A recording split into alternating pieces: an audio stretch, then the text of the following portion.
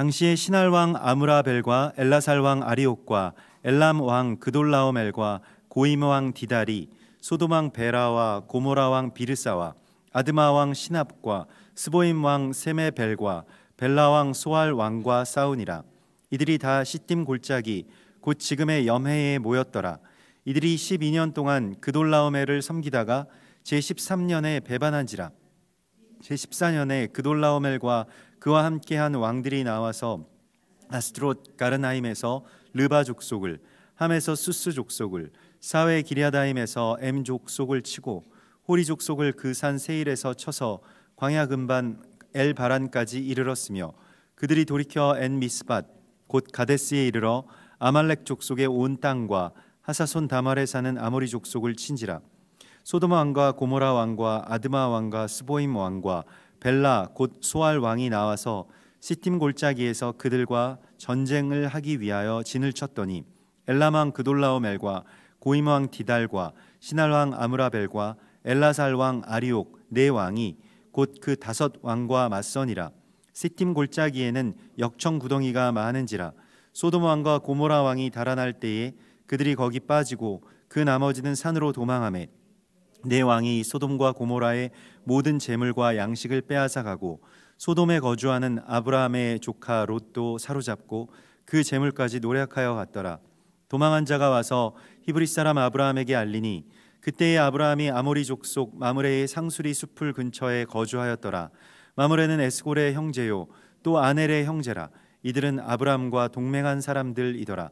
아브라함이 그의 조카가 사로잡혔음을 듣고 집에서 길리고 훈련된 자 318명을 거느리고 단까지 쫓아가서 그와 그의 가신들이 나뉘어 밤에 그들을 쳐 부수고 다메섹 왼편 호바까지 쫓아가 모든 빼앗겼던 재물과 자기의 조카 롯과 그의 재물과 또 부녀와 친척을 다 찾아왔더라.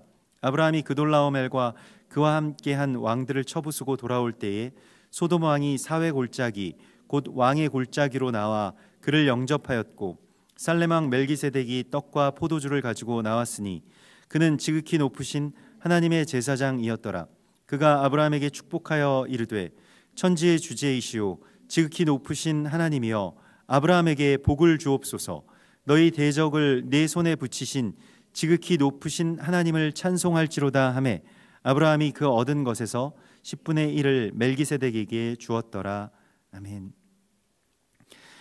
우리가 이번 주에 이 레흐 레하라고 하는 그러한 이 토라 포션의 말씀을 봤습니다. 이것은 아브라함에 관한 이야기고요.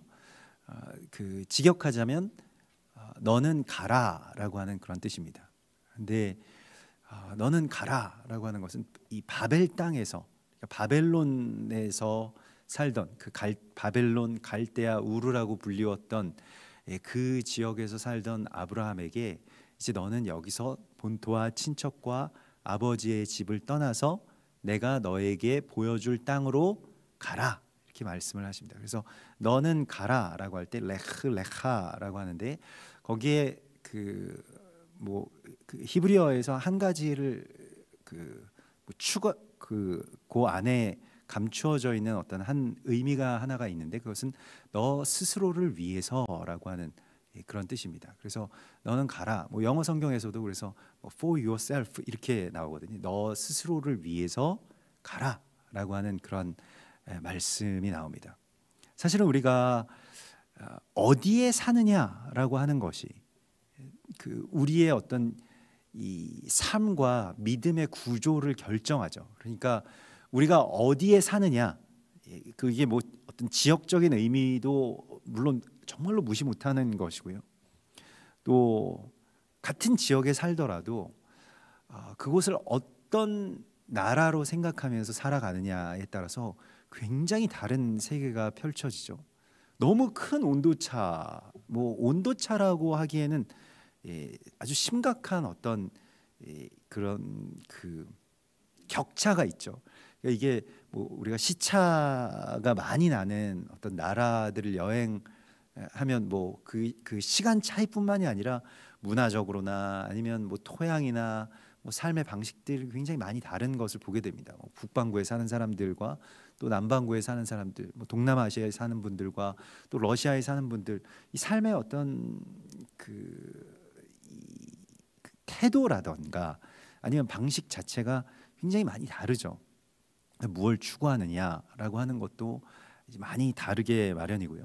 근데 바벨이라고 하는 곳은 우리가 그 지난주에도 나누었던 것과 같이 이 신할 땅, 또 그 니므롯이 있는 그 바벨, 니므롯이 세운 그 도시인 이 바벨과 그 나라를 떠나라고 하나님께서 직접적으로 아브라함에게 말씀하신 것은 아브라함이 그 땅에서 살아가는 것이 좋지 않았기 때문입니다. 그러니까 그곳에서 믿음을 지키면서 살아가는 것보다 더 중요한 약속의 땅을 향해서 나아가는 삶 자체를 하나님께서 원하셨습니다. 그래서 물론 그곳에서 믿음을 지키면서 살아가는 어떤 삶의 방식이 있을 수 있겠습니다만은, 그러나 아브라함에게는 떠나라고 하는 그러한 이 믿음의 여정을 시작하는 데 있어서 가장 중요한 주님의 지혜를 주시죠. 그래서 어떤 곳에서 떠나는 것, 그 전에 뭔가 이렇게 고착되어 있고 또 좋든 싫든 우리가 매여서 살아갈 수밖에 없는 어떤 삶의 그 구조, 그러한 처지, 거기서 떠나는 삶에 대해서 성경은 그것을 믿음이라고 말씀을 하고 있습니다. 그래서 믿음이라고 하는 것은 그 떠남이라고 하는 그 행동이 반드시 필연적으로 이제 그 전제된다고 할 수가 있겠습니다. 그래서 그 믿음의 어떤 구체적인 행동의 요소는 떠남에 있죠. 그래서 예수님께서도 계속 어디에 한 군데에 이렇게 거주하시면서 사람들이 오는 것을 이렇게 맞으시면서 사역을 하시지가 않았습니다. 물론 그 사역의 본거지인 가버나움이 있었습니다만은 우리가 복음서의 성경을 보면 알 수 있듯이 자, 여기를 떠나자, 계속해서 이렇게 말씀하시면서 어딘가를 향해서 계속 나아가시는 그러한 모습을 보게 됩니다. 그리고 그 최종적인 목적지는 골고다였죠. 십자가. 그곳을 향해서 계속해서 자, 여기를 떠나자, 이제 나아가자, 앞서가시면서 계속 그렇게 또 사람들을 향해서 찾아가시면서요. 또 때로는 두로와 시돈 지역이라고 하는, 그러니까 국경 밖에 아주 북쪽 그 이방 땅까지도 그 찾아가셔서 그곳에서 수로보니게 여인을 만나시기도 하고, 또 이 풍랑이 있는 이 갈릴리 바다를 건너셔서 또 그곳에서 이 거라사의 광인을 풀어주시기도 하고요. 그리고 삭개오를 찾아가시고, 이런 식으로 주님께서는 계속해서 떠나시고 움직이시고 찾아가시고, 그렇게 이 거주하기보다는, 또 거주해서 사람들을 오라, 또 하나님을 오시라 이렇게 하는 것이 아니라 계속해서 주님께로 나아가고 또 사람들에게로 찾아가죠. 이것이 어떤 믿음의 행동, 그 하나님의 나라에 사는 사람들의 삶의 방식입니다. 그래서 신앙이라고 하는 것을 나중에 구약 시대에서도 보면 그 산당 신앙이라고 하는 것을 굉장히 경계하잖아요. 그리고 그것을 사실은 폐하여야 되는 것인데 사람들이 잘 폐하지 못하고, 그 산당 신앙이라고 하는 것이 무엇이냐면, 산당이라고 하는 것이 우리가 무슨 선앙당 같이 그렇게 산에다가 어떤 당을 제단을 지어놓고 거기서 우상 숭배하고 그런 것들이 있기도 했습니다만은, 그냥 그 자기 지역에, 자기 동네에 오늘날과 같이 그냥 어떤 교회 혹은 제단을 세워놓은 거예요. 그래서 거기서 그냥 예배드리고 그냥 거기서 산 겁니다. 그런데 이 토라의 명령은 1년에 3차례씩 내 이름을 두려고 택한 그곳으로 너희는 나와라. 너희 남자들은 1년 3차례씩 무조건 와야 된다라고 이렇게 말씀을 하시죠. 그런데 그곳으로 가지 않는 신앙을 만들어내기 시작합니다. 그게 이제 북이스라엘의 여로보암이 만든 거죠. 그러니까 거기까지 갈 필요 없다. 단에도 세우고 또 부엘세바, 베델에도 세우고 이렇게 해서 거기에 제단을 세워놓고 그냥 여기서 하나님 믿으면 된다. 하는 거죠. 그러니까 그것은 다른 오늘 이 아브라함의 이야기와 연결해서 우리가 생각해 보면 다른 의미로는 그것은 떠남이 없는 신앙이라고 할 수가 있겠습니다. 나의 삶에서 그냥 나의 삶의 어떤 윤택한 방편으로서 어떤 종교로서 마음의 평안도 얻고 때로는 상처도 좀 보듬어 주셔야 되겠고 또 뭐 어떤 적절한 커뮤니티도 필요하고요. 우리가 사회적인 동물이기 때문에 그래서 신앙이 없어도 뭐 교회를 다니시는 분들도 있죠. 최근에는 그런 분들 별로 뭐 한국에서는 제가 본 적이 없습니다만은 미국에 가면 다 교회를 다들 이렇게 다니시는데 마치 뭔가 어떤 그런 그냥 어떤 한인 커뮤니티의 어떤 한 일환으로서 이렇게 참여하시는 분들도 이렇게 계셨습니다. 그래서 그 교회의 어떤 다양한 기능 가운데 이런 기능도 있구나 이런 것들을 이제 보곤 했는데요. 오늘 주님께서 이 아브라함을 통해서 우리 가운데 보여주시는 그 믿음의 여정들은 주님이 가라고 하실 때 아브라함이 순종해서 본토와 친척과 아버지의 집을 향해서 나아갔죠. 가족들 다 데리고 나아갔습니다. 그런데 사실은 그 아브라함 이전에 아브라함의 아버지인 데라가 그 일을 시도를 했습니다. 그러니까 이 니므롯이라고 하는 적그리스도가 세워나가는 바벨론 그 바벨탑과 바벨론이라고 하는 그 나라의 질서는 마지막 때에 적그리스도가 세우는 그 적그리스도의 나라와 뭐 왕국과 그 질서를 그대로 예표하고 있습니다. 그러하기 때문에 거기서 떠나야 되겠다라고 하는 생각을 노아의 후손이었던 데라가 가졌습니다. 사실 아브라함이 태어났을 때 이 족보대로 계산을 해보면 노아도 살아 있었던 것으로 이렇게 계산이 나오거든요. 노아가 살아서 아브라함이나 또 아브라함의 아버지인 데라와 어떤 대화를 나누었으리라고 그렇게 짐작이 되죠. 그렇기 때문에 이 사람들이 거기에서 떠나야 되겠다라고 하는 어떤 그런 영적인 본능을 갖게 되고 또 그런 유업을 그들이 받게 되었습니다. 그래서 데라가 그걸 시도했지만 갈대아 우르에서 떠나기는 했습니다만은 멀리 가지 못하고요. 가나안 땅까지 가지 못하고 그 중간 지점, 뭐 중간이 채 되지 않는 한 3분의 1 정도가 되는 지점일 겁니다. 그 하란이라고 하는 그것도 이제 바벨론의 어떤 그 문화 자체를 떠날 수가 없었기 때문인데요.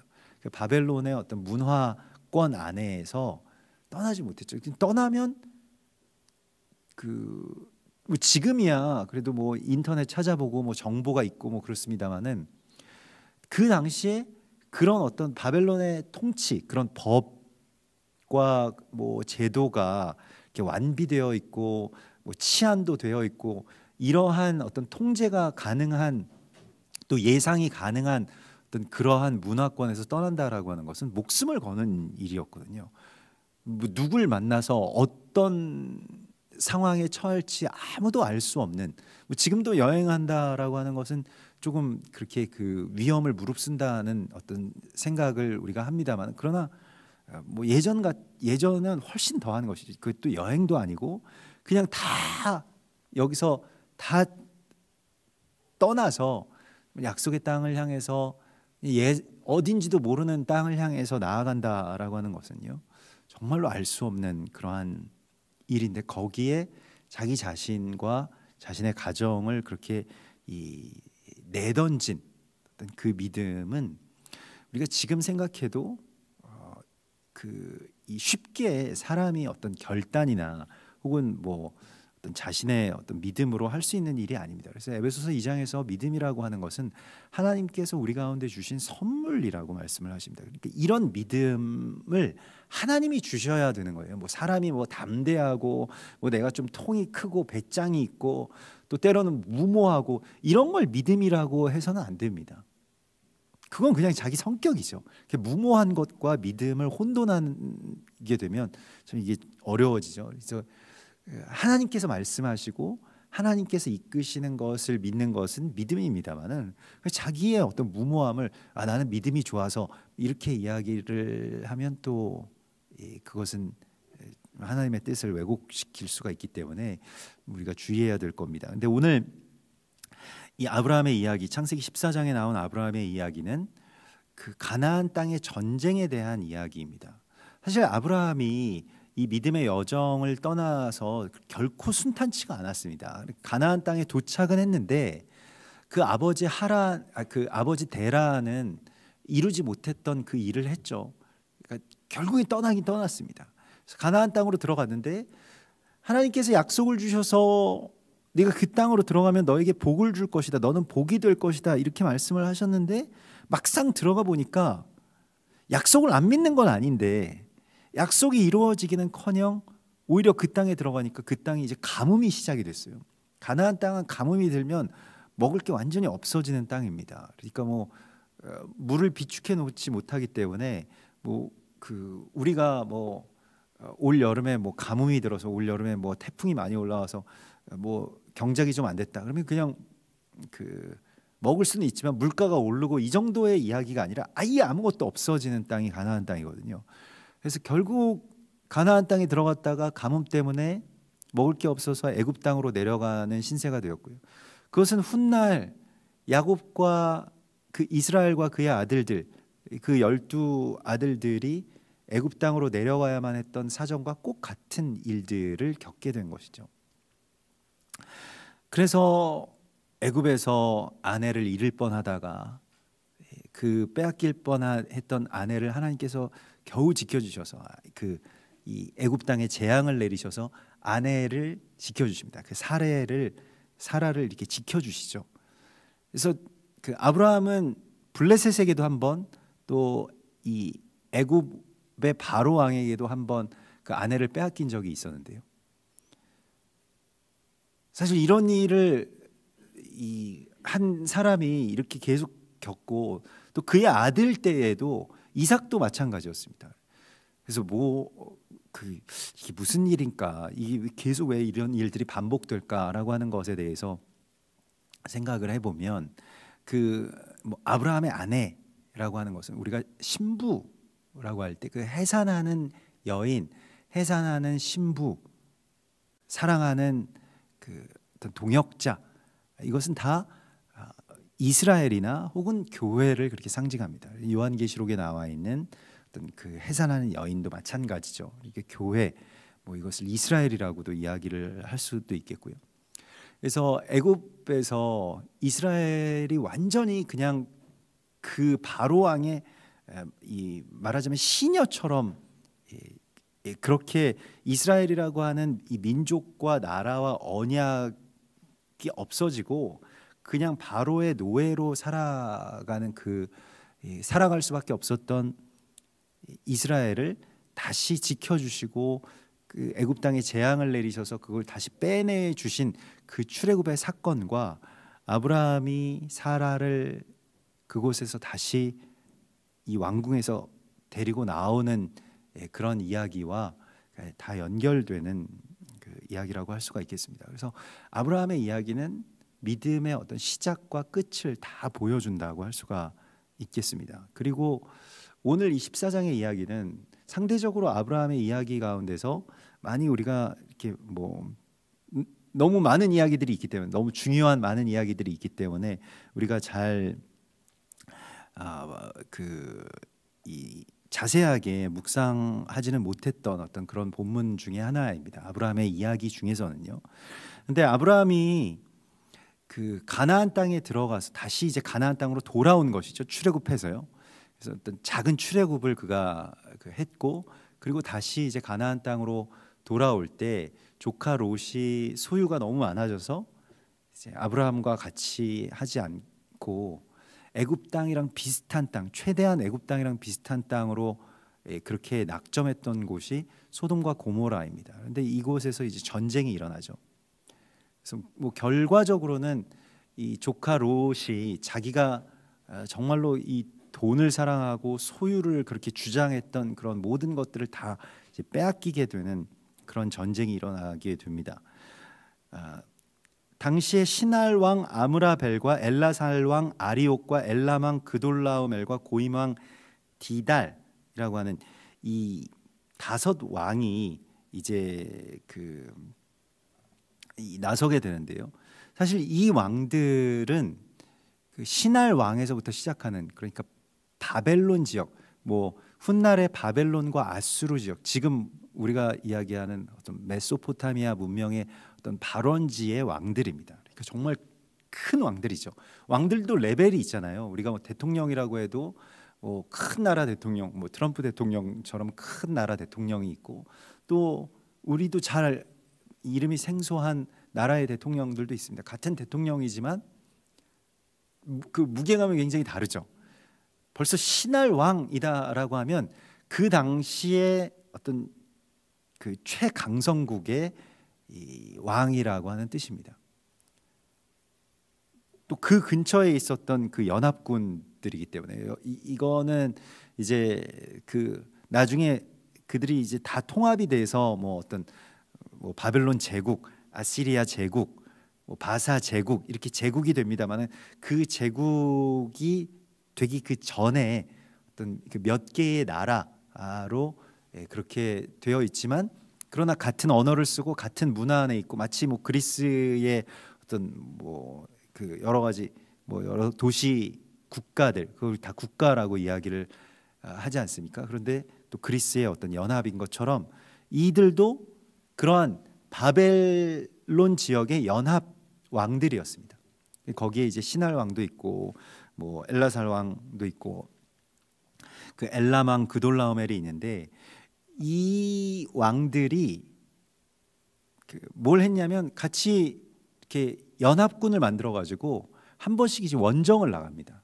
그래서 쭉 원정을 나가서 뭐 이 아시아 대륙의 끝까지 이렇게 쭉 나가는 거예요. 그리고 더 나아가서 이제 아프리카로 내려가게 되면 거기가 이제 애굽이고요. 근데 애굽이 버티고 있기 때문에 못 내려가고, 어디까지 가냐면 항상 그 애굽 앞에까지 가서 거기에다가 자신들의 어떤 군대를 주둔시키고 싶어 했습니다. 또 뭐 조금만 이제 거기서 더 건너가면, 이제 지중해만 건너가면 바로 유럽이죠. 유럽까지 나중에 나아가게 되기 위해서 가장 우선적으로 확보해야 되고 중요한 거점이 어디냐면 바로 가나안 지역입니다. 그러니까 지금 이스라엘 지역이고요. 지정학적인 어떤 그 위치가 정말로 중요한 그런 그 목에 해당하는 곳에 놓여져 있죠. 뭐 한반도도 마찬가지입니다만은, 이스라엘은 이 동양과 서양 문명, 또 이 남쪽의 아프리카와 또 그 북쪽의 그 문화가 다 만나는 곳입니다. 또 그 위로 쭉 올라가면 또 거기 러시아가 나오죠. 이런 식으로 이제 그 굉장히 중요한 땅이기 때문에 항상 모든 제국의 통치자들은 가나안 땅을 갖고 싶어 했습니다. 가나안 땅을 항상 그러니까 염두에 두고 있었는데요. 그래서 이들이 그 전쟁을 일으켜서 결국에는 이 식민 통치를 하고 있었던 거예요.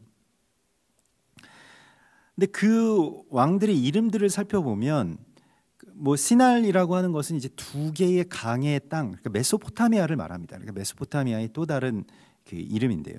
그러니까 두 개의 강이 흐르는 땅이라는 뜻이고요. 거기에 뭐 유프라데스, 티그리스 그 두 강이 있는 것을 여러분들 알고 계시죠? 그리고 그 시날 땅을 세우고 시날 땅에 바벨이라고 하는 그 나라를 세운 사람이 바로 니므롯이죠. 그 니므롯은 우리가 지난주에 보았던 것과 같이 하나님 앞에서 용감한 사냥꾼이었더라. 그러니까 우리가 용감하다라고 하면 좀 좋은 뜻으로 많이들 해석을 하는데, 하나님을 대항하는 데에 용감했던 사람으로 그렇게 알면 되겠습니다. 그래서 니므롯이라고 하는 말 자체가 우리는 반역할 것이다, 우리는 반역자들이다, 우리는 반란군이라는 뭐 그런 뜻이 됩니다. 그래서 그가 세운 그 이 시날 땅이라고 하는, 또 시날 땅의 바벨론이라고 하는 것은 하나님을 대적하는 적그리스도의 이야기와 곧바로 연결이 되겠고요. 또 거기에 같이 서 있는 이 왕들의 이름을 조금 보면 그 아므라벨이 있죠. 신할 왕 아므라벨. 이게 이 아므라벨 하면 이 어둠의 발설자라고 하는 그런 뜻이 됩니다. 아리옥이라고 하면 이제 사자 같다, 뭐 사자 왕 뭐 이런 뜻이고요. 그리고 엘람 왕 그돌라오멜이 있는데 그돌라오멜 하나님은 징벌자이다라고 하는 그런 뜻을 갖고 있다고 합니다.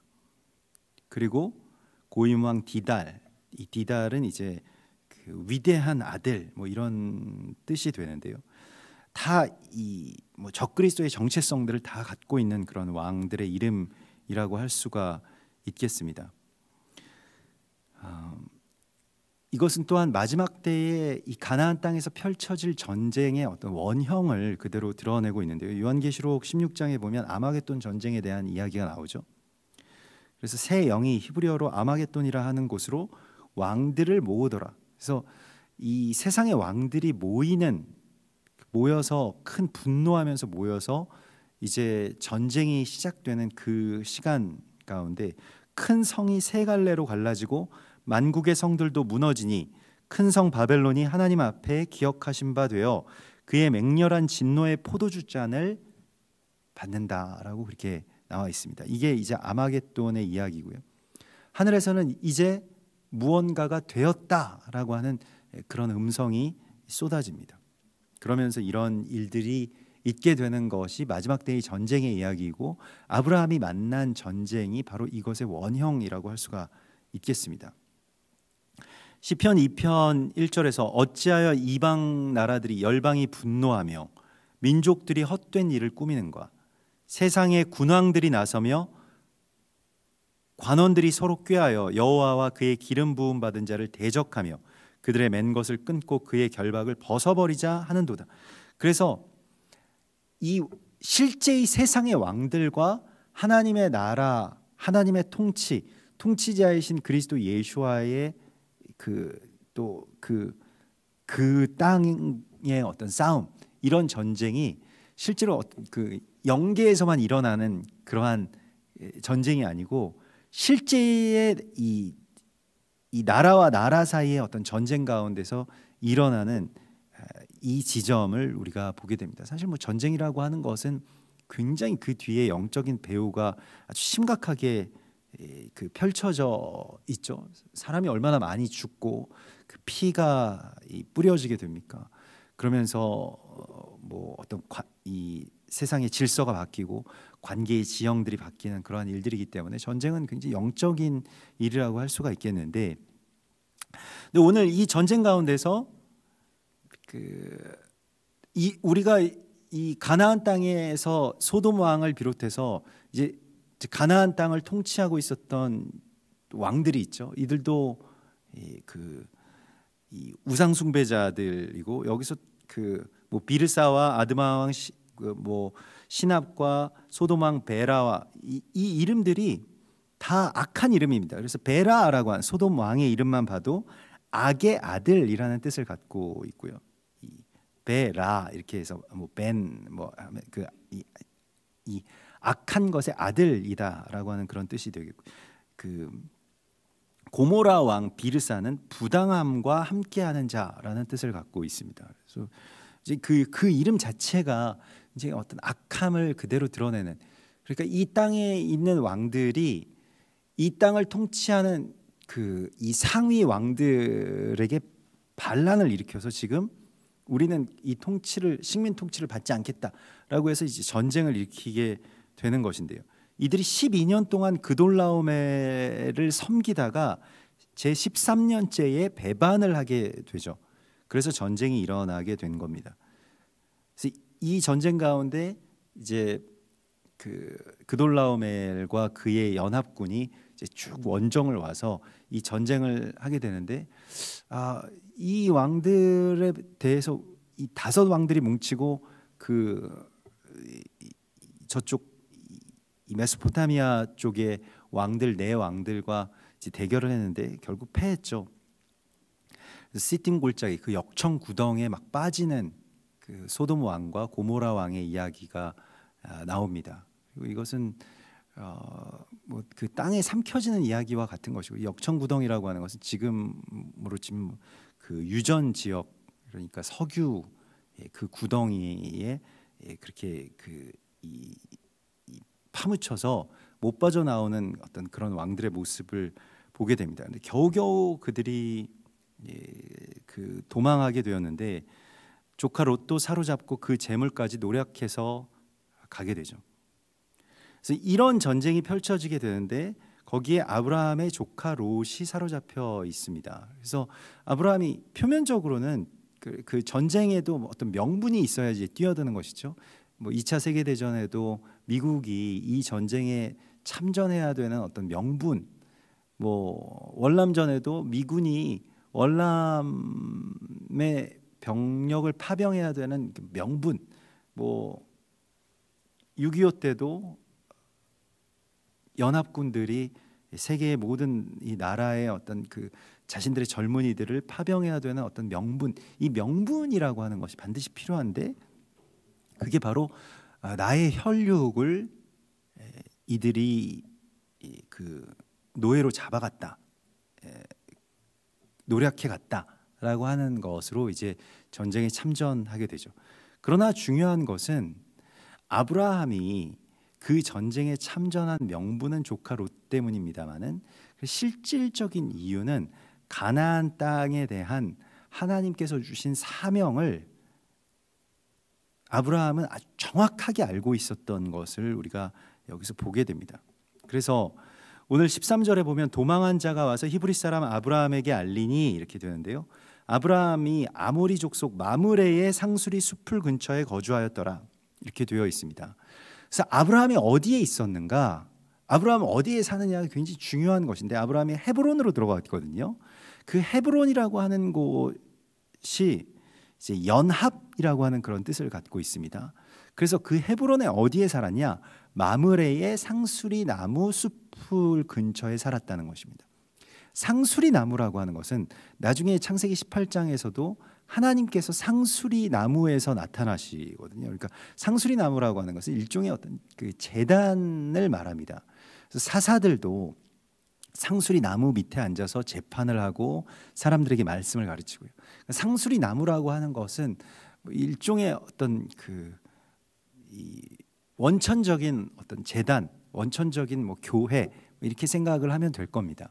그러니까 아브라함이 거기에 있었다라고 하는 것은, 중요한 것이 이제 상수리 나무 근처에 있었다, 이건 뭐 농사나 아니면 목축이나 이런 것에 초점을 맞춘 것이 아니라 하나님과의 어떤 관계, 하나님과의 거리에 가장 초점을 맞춘 어떤 그 지역을 상수리 나무 근처라고 봅니다.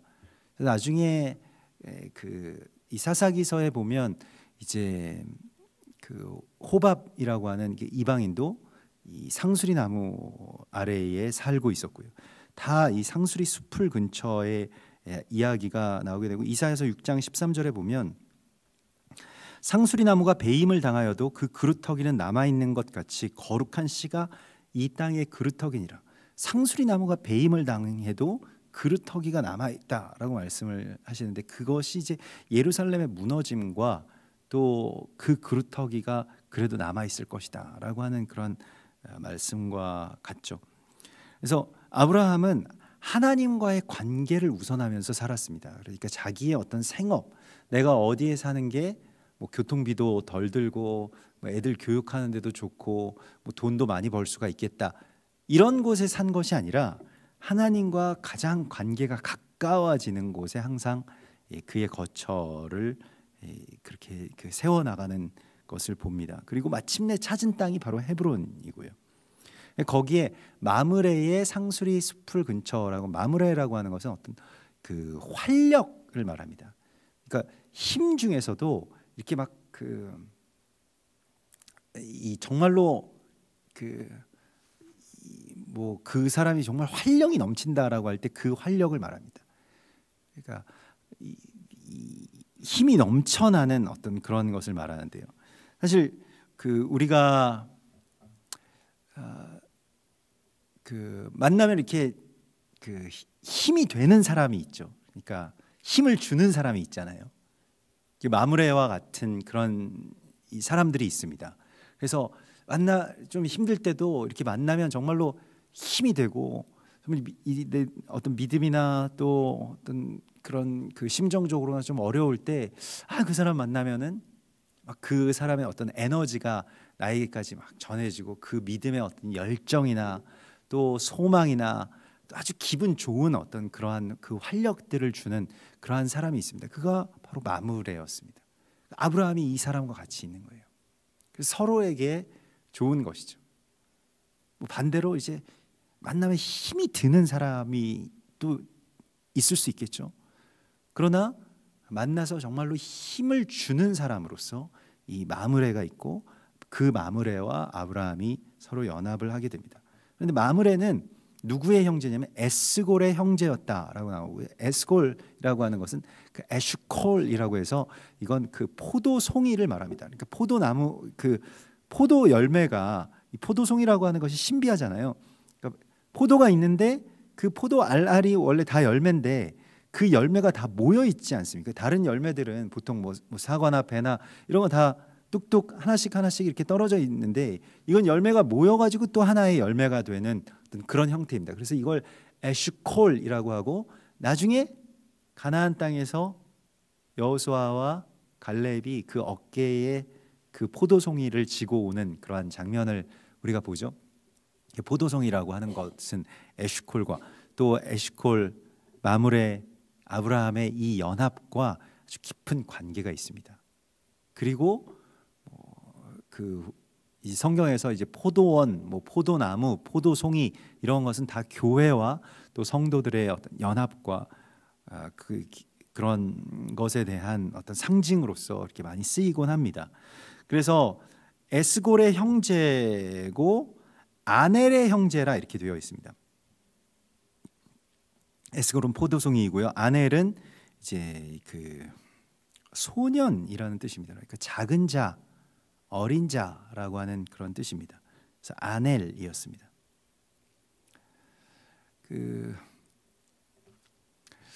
미국의 백인들은 좀 그렇게, 백인들도 그런 말을 하는 것 같은데요. 그 어른들뿐만이 아니라 그냥 젊은 사람들도 굉장히 자기와 나이와 상관없이 자기와 친한 사람한테 이렇게 이야기를, 정말 친근한 사람한테 my boy 이렇게 이야기, my boy라고 이야기를 하거든요. 그래서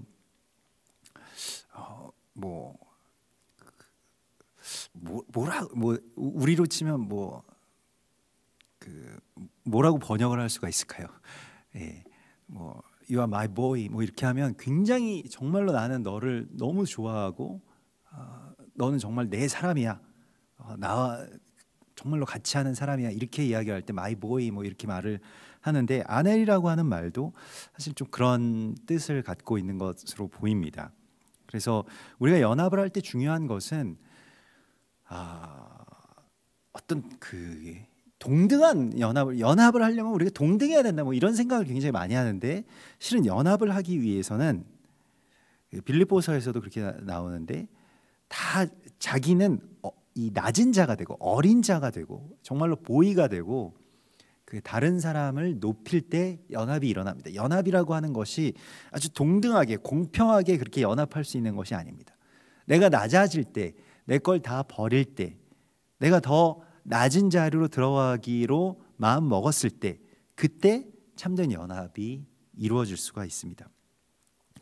이것을 그리스도 예수와의 마음이라고 빌립보서는 아주 담대하게 선포하고 있는데, 너희 안에 이 마음을 품으라. 이 마음 곧 그리스도 예수와의 마음이니, 이렇게 나오는 바로 그 마음이 무엇입니까? 아무 일에든지 다툼이나 허영으로 하지 말고 오직 겸손한 마음으로 각각 자기보다 남을 더 높이 여기고 낮게 여기고 자기 일을 돌볼 뿐만이 아니라 다른 사람들의 일을 돌보아서 나의 기쁨을 충만하게 하라. 너희 안에 이 마음을 품으라.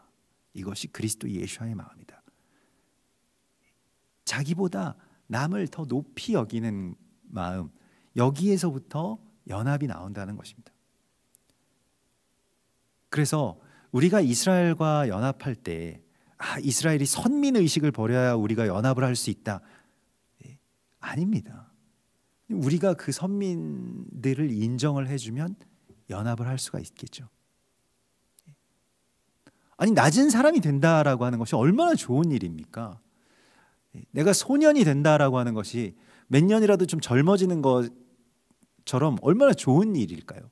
내가 낮은 사람이 된다라고 하는 것은 내가 예수님을 점점 더 닮아간다는 것이기 때문에 좋은 일입니다. 그런데 거기에서 조금 더 내가 양보하고 싶지 않고 감정적으로, 특별히 우리가 이 자존심 상하는 일들을 못 견뎌하죠. 그래서 좀 그 자존심에 관한 어떤 부당함들에 대해서 잘 못 견뎌하는데, 낮은 곳으로 자꾸 내려갈 수 있는 이 훈련을, 그런 어떤 이 삶의 근육을 좀 길러야 됩니다. 우리가 이런 훈련이 잘 되어 있지 않아 가지고 누구한테 무시당하거나 거절당하거나 또 낮은 사람 취급받거나 이런 것을 이제 못 견디는 거예요. 점점 그게 좋은 일이 아닙니다. 뭐 세상에서는 뭐 자존심 하나로 먹고 산다 뭐 이렇게 이야기를 합니다만은, 연합에 있어서는 그것은 장애가 되는 것입니다. 그리스도 예수와의 마음을 품는 것과 정말 멀어지는 어떤 일 중에 하나입니다. 사람과의 어떤 서열에서 내가 무시당하고 뭐 더 낮아진다라고 하는 것을 실제로 우리가 경험하게 되면 그것만큼 사실은 우리가 괴로운 일이 없죠. 그런데 역설적으로 낮아질 수 있는 이유는, 내가 낮아질 수 있는 이유는 내가 사람에게 굳이 인정받지 않아도 하나님의 존귀한 자임을 깨달았을 때 낮아질 수가 있습니다. 근데 그런 게 없기 때문에, 자기 자존감이 너무 낮기 때문에 사람들과의 어떤 관계에서 자꾸 자존감을 세우고 싶어 할 때가 우리가 있게 되죠. 참 어려운 그런 일들인데, 그래서 내가 하나님의 정말로 존귀한, 또 너무나도 중요한 사명을 맡은 자이기 때문에 비천에 처할 줄 아는,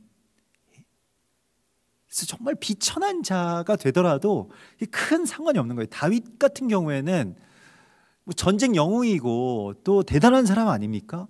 그런데도 불구하고 이 블레셋에 갔을 때, 블레셋에서 주변의 상황이 조금 안 좋게 돌아가면서 자기를 죽이려는 어떤 살기를 느꼈을 때 그냥 뭐 문에다가 막 침을 흘리면서 약간 좀 정신이 이상한 척하고 거기서 이렇게 빠져나오는 그런 모습을 보게 됩니다. 나중에 유진 피터슨이 쓴 이 다윗에 관한 그런 이 책에서 그 장면을 보면서 다윗의 어떤 높은 자존감이 이렇게 낮은 멸시당하는 어떤 그런 이 처지에 있었을지라도 거기서 나오면서 그 왕궁에서, 블레셋 왕궁에서 이렇게 아주 그냥 뭐 엉덩이가 차여서 그 왕궁에서 쫓겨나면서, 미친 사람이라고, 미치광이를 왜 여기 데려왔냐 이렇게 해서 쫓겨나면서도 얼굴에는 아주 만족한 어떤 그 웃음이 가득 흘렀을 것이다, 뭐 이렇게 이 어떤 영적인 상상력으로 그 다윗을 보는데요. 왜냐하면 하나님께서 나를 존귀히 여기시기 때문에 사람들이 나를 뭐 바보 취급을 하든 내가 미친 사람처럼 되든 상관이 없는 거예요. 바울도 그렇지 않습니까? 바울에게 미쳤다라고 하는 얘기를 굉장히 많이 했어요, 사람들이. 왜냐하면 실제로 로마 시민권자죠. 그리고 그냥 가만히 정말 명문대 출신이죠.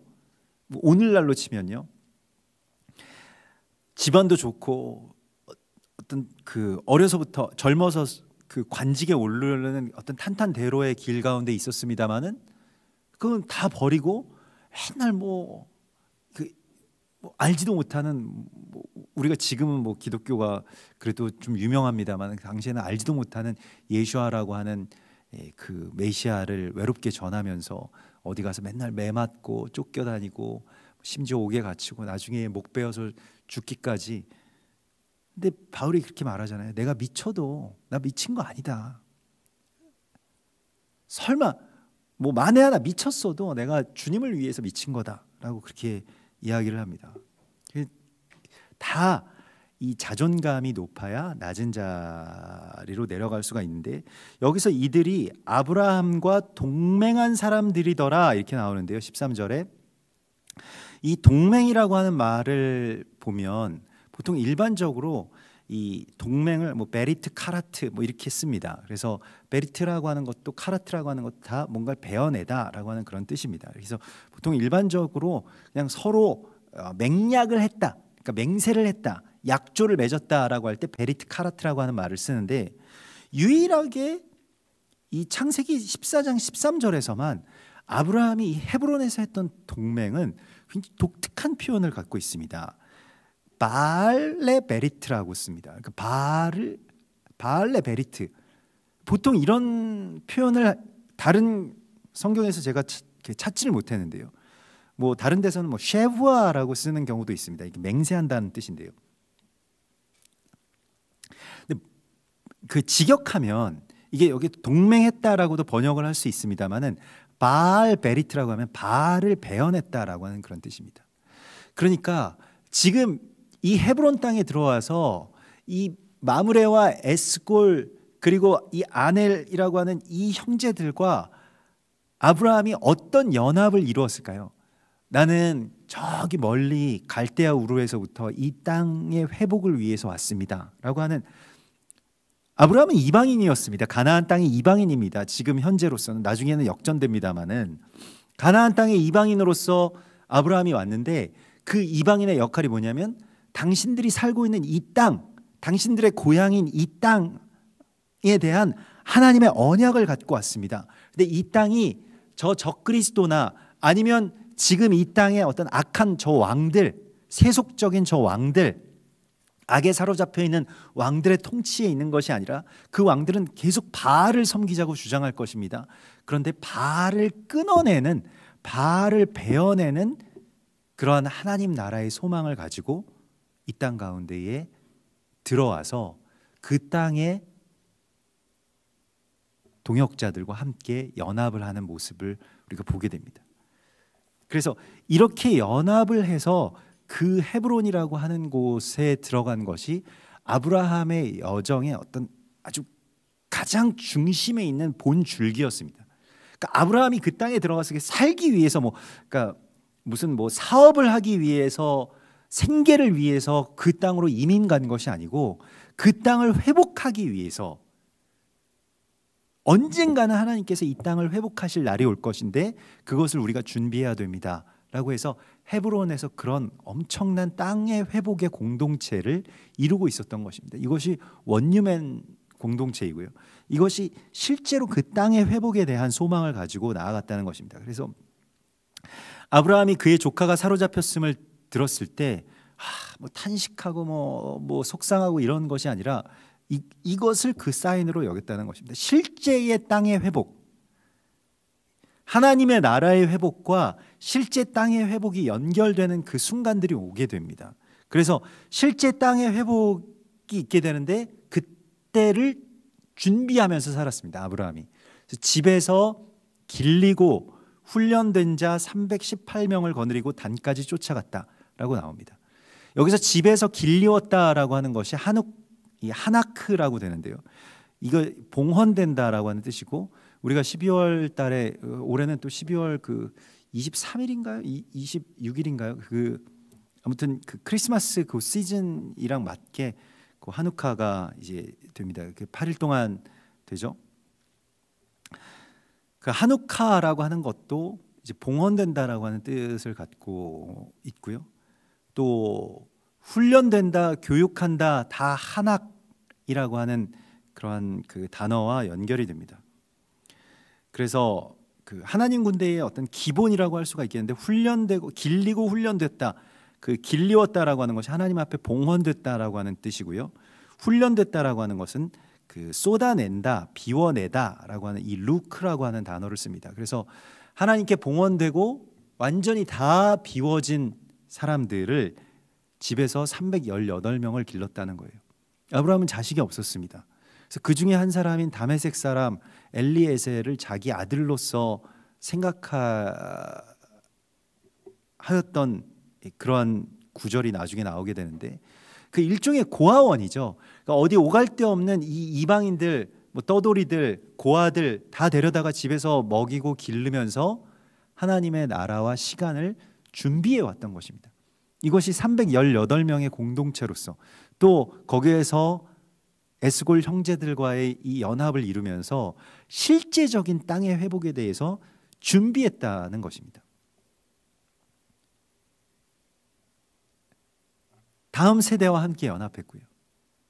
또 실제로 서로 마음을 같이 하고 함께 한 마음으로 이 시간들을 준비해 나가는 것을 보게 됩니다. 그래서 이 연합을 이뤄서 오늘 그 이사야서 56장 6절에 보면 여호와와 연합하여 그를 섬기며 여호와의 이름을 사랑하며 그의 종이 되며 안식일을 지켜 더럽히지 아니하며 나의 언약을 굳게 지키는 이방인마다 내가 곧 그들을 나의 성산으로 인도하여 기도하는 내 집에서 그들을 기쁘게 할 것이며 그들의 번제와 희생을 나의 제단에서 기꺼이 받게 되리니 이는 내 집은 만민의 기도하는 집이라 일컬음이 될 것임이라. 이렇게 말씀을 하시죠. 예수님께서 성전을 깨끗하게 하시면서 인용하신 바로 그 말씀입니다. 그래서 오늘 우리가 이 믿음의 여정을 떠난 우리가 정말로 우리의 삶 가운데서 그냥 이 어떤 영적인 이 지점의 이야기들 말고 실제적인 하나님의 나라와 그 땅의 회복에 대해서 정말 아브라함처럼 우리가 준비해야 됩니다. 깨어 있어야 되고요. 그것이 가나안 땅에 지금 이스라엘 땅의 회복과도 연결이 되겠죠. 그래서 우리가 이스라엘 땅의 회복에 대한 사명이 있고 거기에 대해서 기도하고 또 실제적으로 그 땅이 회복되는 데에 있어서 우리가 정말로 재정도 그곳으로 흘러가게 하고 또 실제로 우리의 이 육체의 발을 그 땅에 밟고 같이 연합하고 정말 낮은 자세로 뭐 때로는 정말 비굴할 정도로 더 낮은 자세로 나아가서 연합하라고 주께서 말씀을 하십니다. 그리고 이 예배를 계속하라고 주님 말씀하십니다. 그래서 히브리서 13장 1절에 보면 히브리서 그 11장에서 믿음으로 아브라함은 약속의 땅으로 갔다라고 말씀하시면서 13장에 실제로 그러면 그 여정이 어떻게 되느냐, 형제 사랑하기를 계속하고 또 히브리서 10장에서는 모이기를 패하는 어떤 사람들의 습관과 같이 하지 말고 오직 마음을 같이 하여 모이기를 힘쓰라 하고 말씀을 하시죠. 우리가 지금 연합해서 정말로 하나님의 나라를 위해서 실제적으로 준비해야 되는 시간 가운데 와 있습니다. 이것을 위한 연합, 이것을 위한 헌신, 이것을 위해서 집에서 기르고 훈련한 318명의 이 다음 세대의 군대들을 만들어야 되는 사명이 우리 가운데도 있습니다. 그냥 내가 뭐 영적으로 상태가 어떻고 나의 주변 상황이 어떻고 이런 것에 우리가 매여 있는 것이 아니고 정말 하나님의 나라에 소망을 두고 그 나라의 회복에 대해서 하나님께서 우리를 부르신 것입니다. 이스라엘에 대한 마음을 우리 가운데 허락해 주시고 그러한 우리도 알지 못했던 정말로 어디로 가는지도 알지 못했던 그 땅을 향해서 우리에게 그렇게 아브라함처럼 나오라고 말씀하셨을 때에 이것은 하나님의 말씀이 그냥 과거의 어떤 전설의 영역이나 아니면 우리의 지금 현재의 삶을 빗대는 영적인 어떤 비유일 뿐만이 아니라 실제적인 땅과 사람의 회복이라고 하는 것에 대한 하나님의 부르심이라고 하는 것을 우리가 깨달아야 합니다. 하나님의 말씀과 언약은 실체입니다. 실체가 있는 것입니다. 그냥 영적인 어떤 상징과 비유만은 아닌 것입니다. 그래서 우리가 그렇게 어딘가에 떠돌던 또 어딘가에 그냥 구름처럼 존재하던 어떤 언약이 실제가 되고 또 그 언약의 이 실제의 삶 가운데서 형제 사랑하기를 계속하는 것으로 또 나의 소유와 나의 마음과 나의 헌신을 다 내어서 사람들을 기르고 다음 세대와 마음을 같이 하고 함께 연합하고 그렇게 나아가는 그러한 연합을 통해서 318명의 이 길리워진 자, 훈련된 자, 봉헌된 자들을 통해서 하나님께서 역사하실 이 놀라운 전쟁의 승리, 그것을 실제로 준비하라고 말씀을 하십니다. 우리가 마지막 때를 준비한다라고 하는 것은 실제적인 일이어야 합니다. 우리가 오늘 또 기도할 때, 또 계속해서 우리가 지금 이 시대 새로운 세대, 새로운 10년이 시작이 되었습니다. 780년이 되었기 때문에요. 그래서 70년대가 끝나고 80년대가 되었고, 이 2010년대가 끝나고 2020년대가 되는 것처럼 그렇게 새로운 어떤 한 10년의 어떤 세대가 지금 펼쳐지게 되겠습니다. 그리고 지금 이때에는 우리가